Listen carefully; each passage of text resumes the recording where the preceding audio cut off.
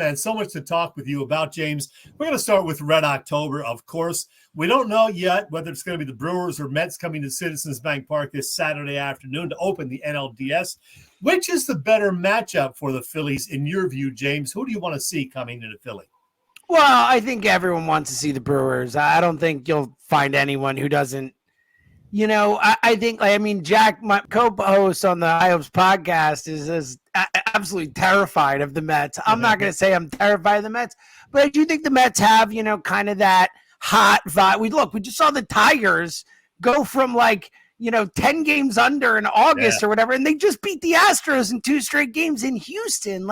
Baseball's weird like that, where you got this 162 games to really evaluate it. And at the end of the day, it's a 3-game series, a 5-game series, and a team that's just smoking hot, that comes in believing in themselves, that's, pitchers pitch well, and all of a sudden that the whole season is just over like that. There's no other sport where I feel like it's such a massive sample size to choose who the best teams are, and then complete and total chaos to actually win a championship. So I think I'd rather see the Brewers. I think every Phillies fan would rather see the Brewers, just because they're less kind of, on a magic carpet ride than the Mets are right now. And look, let's be honest. We know that, whatever the number is, there'll be more Mets fans at Citizens Bank Park than Brewers fans. And no one wants to see Mets fans at Citizens Bank Park in the playoffs. No matter how much we try, they'll find a way in there. It'll be annoying. So, now there is the flip side that, I'm a big believer that sports are supposed to be fun. We don't really win enough for them to be as fun as they should be, but sports are supposed to be fun, and Phillies Mets is fun, man. That's a fun vibe. It's rivals. We've never played them in the playoffs before. So I would rather see the Brewers, because ultimately at the end of the day, I think we all know this season is all about winning a World Series title, and anything less than that's just going to feel hollow. We might not be like they failed if they don't win the World Series, depending on how things play out, if they lose in the series against a good team or whatever. But it's all we'll all feel like this season wasn't what it was supposed to be if they can't get it done. So I'll take the easiest path, but I they should beat either of these teams, and it'd be fun to play the Mets. So I'm okay. I think it's going to be the Mets, though, for what it's worth. I think the Mets are going to beat the Brewers. So, hey, James, yesterday, day one of the 4 championship game or first games, 21 runs scored among the 4 games, 12 scored in one of those games. So the other 3 games, 9 runs total. I am a proponent anyway. Playoff baseball is about pitching, defense, small ball, manufacturing runs. Coming up bombing, thinking you're going to hit bombs every night isn't going to happen, or doesn't usually happen. That worries me a little bit about the Phillies' approach. Too many strikeouts, not enough balls in play. Well, I definitely agree with too many strikeouts, not enough balls in play with this lineup. I think that we go too far with the small ball thing. I do think you have to hit home runs to win. I mean, if you look at the numbers, the team that wins the World Series every year is usually the team that hits the most home runs in the postseason, usually one of the teams that hits the most home runs in baseball that year. I mean, the Rangers last year, we just saw it. They won the World Series by hitting home runs, flat out, no other way to say it. They hit a ton of home runs and they won the World Series. So, I'm with you. I think the strikeouts are a major, major issue with this team, especially we saw it the last week of the season, them kind of reverting to the chasing and striking out all the time. So, I am with you. I think they need to. I think that we go too far with these extremes. I think what it is both. Is you need some home runs and you need some small ball. You need to be able to do both things. The big issue is this Phillies lineup, more than most I've seen, has a propensity for all of them to just go ice cold at the same time. And to your point, I think what we're really trying to say is they need to have an approach at the plate. Game to game, they need to go in and they need to not chase, and they need to be smart about their bats and attack pitchers and, use up starters and get to bullpens consistently and all that type of stuff, where that comes with small ball, that comes with home runs. That all comes from a good plate approach. I think the thing that's killed them the last few years is all of a sudden they, whether it's because they hit home runs and they're trying to knock it out of the park, that might be part of it for sure, or they just kind of start feeling the moment and chase or whatever.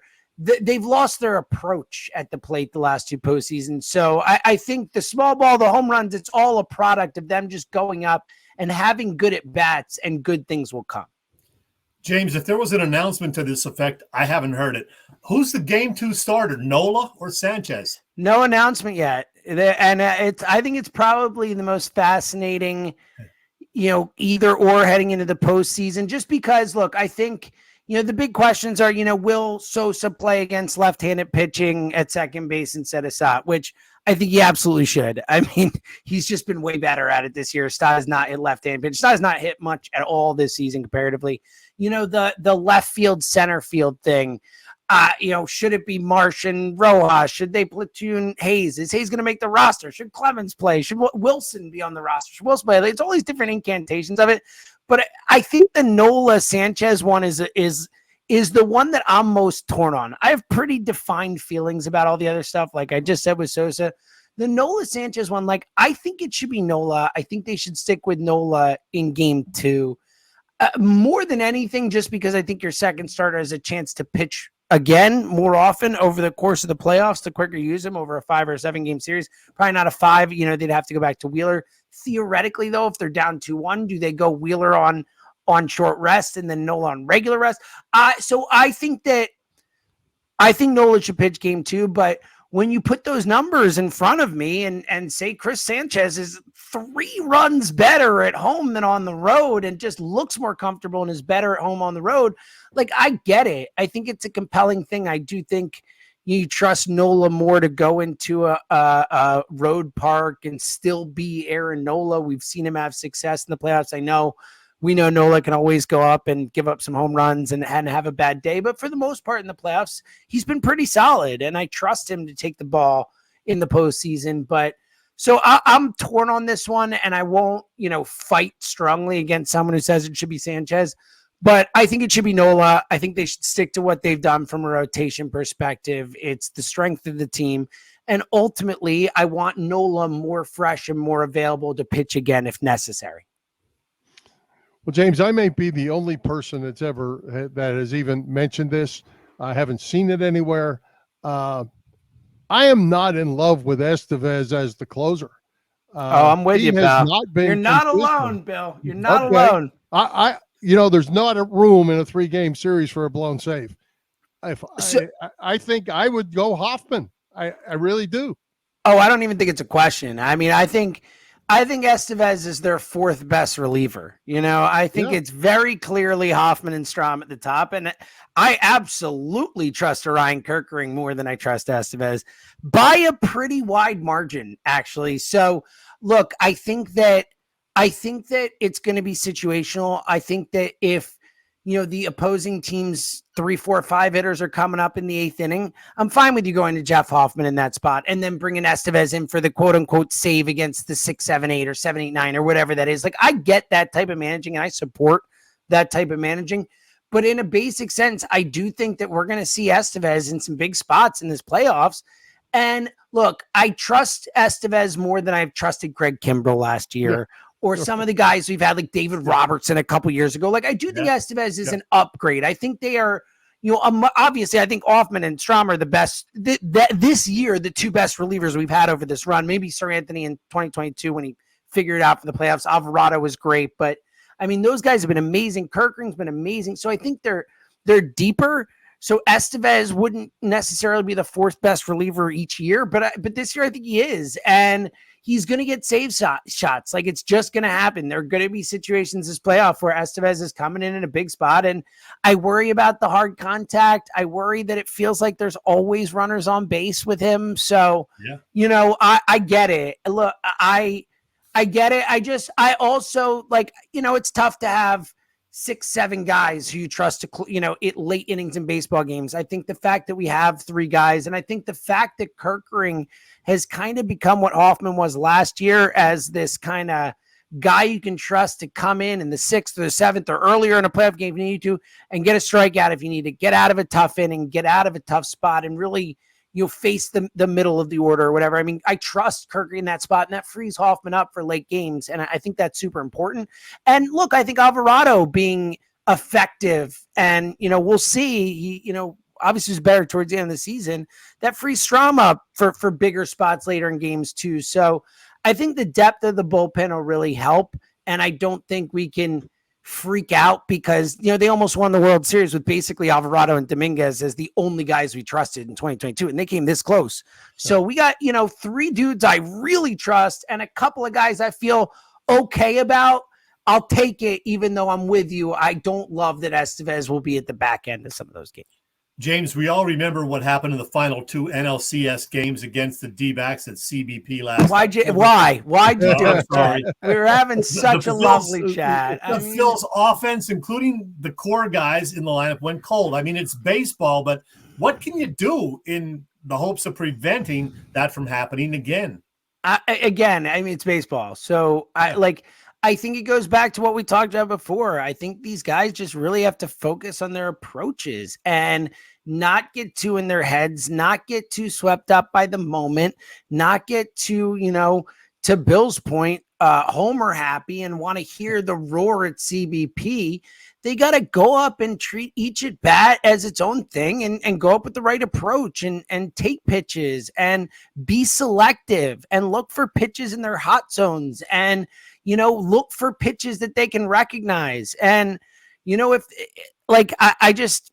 I think you're always going to run into situations with teams in baseball where guys are going to go cold. It's the nature of the sport. It's a sport where, the league average this year was around 240, average, all the players put together, it's 240. It used to be 270, 25 years ago.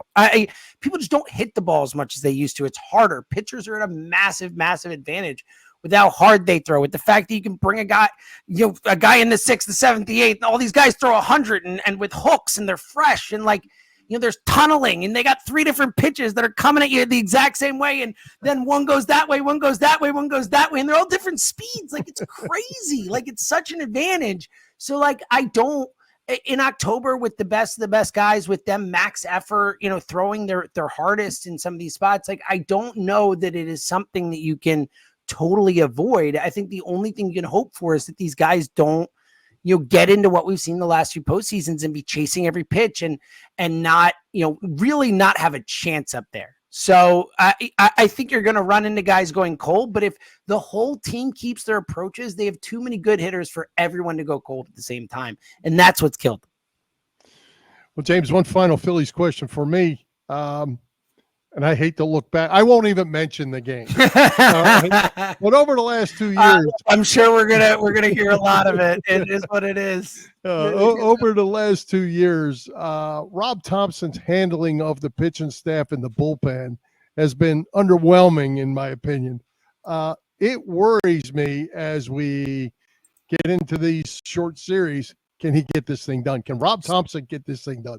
So it wasn't just the pitching, because I don't think it was a pitching thing. I actually thought there were some games in the last 2 postseasons, particularly last year, where he had some masterful maneuvering with the bullpen. I mean, that game in Atlanta where, he brought Hoffman in the 3rd inning and he maneuvered his way through a lot of games where, they didn't trust Sanchez. They didn't trust Ranger probably as much as they should have trusted Ranger more. And I think that's part of it. I think his big issue has been trusting his guys too much and, trusting that Craig Kimbrell can go out and get outs when we all could see that he couldn't, trusting Nick Castellanos to stay in the 4-hole a couple years, trusting Alec Boehm to keep hitting. I think that's, trusting Johan Rojas in a big spot last year in Game 7. So I think that I think those have been his issues. I've definitely been concerned about it. I think that he's in a spot this year where the way the team shakes out, I don't think there are any of those Kimbrel-like situations where it's please don't go to that guy. You can't go to that guy. We know that guy sucks. As far as the pitching thing goes, Estevez, even though we're complaining about it, I think we all think, even though he's concerning, we know that Estevez can come in and get outs in a game. He's still still comes in and pumps it in at 97, 98, and he's got stuff. So, I think it's more, will he pinch hit for Johan Rojas in the 3rd inning of a game? Will he be extra aggressive with Nick Castellanos if all of a sudden, even though Castellanos has been great for the really most consistent hitter over the course of the season throughout. Yeah, after the slow start. But if Castellanos becomes like ice cold guy, he's swinging every pitch out. Like if it happens again, will he have the chutzpah to move him to the 8-hole or do whatever needs to be done in those spots? And look, those spots might not come up. Like maybe the vets hit and maybe it all works out. My concern is more a trust a veteran, trust a guy to get himself out of something when we don't think he can, a la Kimbrel, a la Castellanos, than it is the managing of the bullpen on a inning-to-inning basis. But I do agree, like that, Topper's managing has to be something we're all kind of keeping an eye on because of those. Even though I think the majority of his decisions are solid, he's had some whopper taking out Zach Wheeler in Houston. We even talk about that, he's had some whopper bad decisions that have really, really come back to bite them. So, I think I'll be watching it too, but I'm more confident going into this postseason based on the roster more than anything else. We got to talk Eagles for a few minutes, but before we do about that, you sure? 5-second answer, James. How far do the Phillies go this fall? So, I'll get into trouble if I say that they're going to win the World Series, but here's what I'll say. They should win the World Series. I think that they are the team that is most evenly talented, most well put together. I think that I think they have the best combination of starting pitching and bullpen other than San Diego in the playoffs. I think those are, honestly, I think San Diego is the team that scares me the most. I know more people are probably scared of the Dodgers. San Diego's, they got pitching for days, man. They got bullpen guys. They just roll them out. They're all nasty. Dylan Cease is nasty. Joe Musgrove's nasty. We've seen Darvish be awesome in the playoffs. I know he's old, but he's got stuff still. So the Padres scare me a little bit, but I think this team, I think they have a better offense than the Padres when guys are hitting. They've got more big time players and again, this team has produced in big moments before. We've seen these guys have big moments on the biggest of stages. We know they can do it, even if it hasn't ended well the last 2 years. So I think they're the best equipped team to win it this year. I just, after the last 2 years when I was sure, especially last year, I mean, when they won 10-0, I was like, this team is winning the World Series. I don't care what anyone says to me. You cannot convince me that this team is not going to go win the World Series. And when they were up 2-1 in the World Series against the Astros, that 7-0 game, the homer barrage then, I'm like, no one in the world will I'm going to be on a parade in Broad Street in a week. This is amazing. That's how I felt in the core of my soul. And so I can't go there. But I think that they should be considered the favorite heading in the playoffs. I think they're the most well-built, the most ready, and it does feel like it's their time, for whatever that's worth. I know that wasn't 5 seconds. I think you went over 5 seconds. Yeah, just a bit. Yeah, James, I don't do the 5. I mean, I can't do 5 seconds. Right, it's not in my repertoire. I know. We always mention, as we switch to football, how much we admire your energy and your passion, and you've exhibited so much of that already with us tonight. You also did so on Monday morning on the WIP Morning Show, talking about the Eagles' horrible performance down in Tampa and the Birds head coach. Listen to this, folks. Showed up with no effort, no life, in a spot where the last time you were there, you lost 32-9 in one of the most embarrassing playoff performances we've ever seen from a Philadelphia sports team. And you can't get your team ready to go down there and play those guys again? You come in and give us that? You're down 14-0 like that? Embarrassing. And Kellen Moore had a bad game, but you know what? Nick's the head coach. A disastrous performance. So how do you feel about the Eagles, James? Yeah. Well, and that's in a segment we call the Bad to the Bone Award, which is the Bad to the Bone Award when they win. It's just the Bad Award when they lose. And we go around the room, and Richie got to go first, and he took Hurts. I probably would have taken Hurts. As mad as I was about Sirianni, I thought Jalen was even worse in that game. So So here's the thing with the Eagles. I try and be rational about it because, it's hard. And I think that, we can't help but to the point you made about the Arizona team that shall not be named and what they did last season that shall not be named again, that was already named once. It's hard to not think about last season with the Eagles too. It's hard to not, as we watch what's happening now with, all these players kind of, popping off on social media and the Darius Slay, talking about CJ. Darius Slay going on a freaking Cowboys podcast in the season and then, ripping his teammate in a way. And then, he's a captain. This guy's a freaking captain. Devin White retweeting like positive things about the Bucks.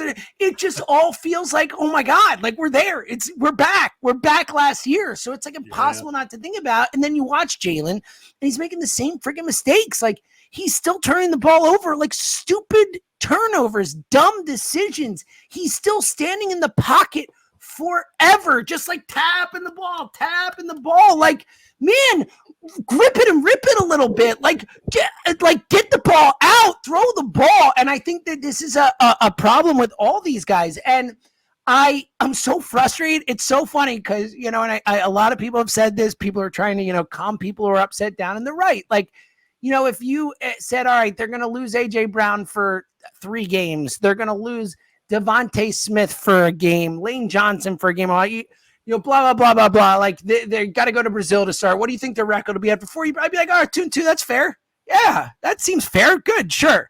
But it's the way they've gotten to 2-2, especially after this Tampa loss, that has been so concerning. And I do generally, in overall, believe that it's really hard to know what a team is in the NFL a month into the season. Ever since they changed all the rules with preseason and with how much you can practice and how much you can hit and all stuff, it is what it is. Like coaches talk about it. We all know, like these teams play themselves into shape. They play themselves into who they're going to be. So I don't think this Eagles team that we see right now is necessarily what it is for the rest of the season. And they absolutely have a lot of talent. Like they should on talent alone be a playoff-ish team. It just feels, and then with Jalen this week, again, going back to the weird answers with Nick, that we have our moments thing, like it just feels like there's something broken there. Like it feels like that they shouldn't have brought Sirianni back, that this relationship is just clearly broken past the point of being able to fix it. Elliot, my co-host on Go Birds, Elliot Shore Parks, had a good analogy. He's like if people in a relationship like broke up and then they're like trying to get back together and they're like, no, this will work. We're going to make this work. It'll be fine. It's like, no, like the relationship's broken. You broke up. It's done. Like that's what it kind of feels like with all this stuff coming up and the issues. And like, as soon as the losing starts happening, I mean, they're 2-1, they lose a game, they get whooped. And it's like, oh, pop. I'm going to talk off. No, let me defend myself on Twitter. Let me talk smack. Let me do this. Let me not have my coaches back again. Like it just feels too similar to last year. So I definitely think they can get it together. I think getting these players back who are superstars again, they are missing 3 of their 4 best offensive players or whatever last game. So like, I can't indict them, but I'm certainly, I was bullish on this team coming into the season. I thought the coordinators would make a big difference. I liked a lot of the offseason moves. So far, 4 games into the season, I definitely feel worse about the team than I did prior to the season start. James, I know it's your bedtime, so we're going to let you go. Yes, but it is. I mentioned earlier how I love when you go into a rant mode on the radio. But WIP is terrestrial radio, and you have to watch your language on there, my friend. Mm-hmm. You apparently forgot that last spring when you were reacting to all those yes. New York Knicks fans taking over the Wells Fargo Center. Yes, I did. During the playoffs. And yes, I have that WIP audio. Right? Elliot said Josh Harris should buy up all the freaking tickets and give them to Sixers fans. Like, you're damn right he should. The freaking, $7 billion this guy's worth? Yeah, dude. Like, own your... Oh, my goodness. Own your franchise, okay? Yeah. Thank you. Go. Thank you. Yep. Thanks, James. Sometimes it just comes out, It's something, James, and everything you say can and will be used against you. Yeah, hey, Josh Harris, I said what I said. There you go. You're right.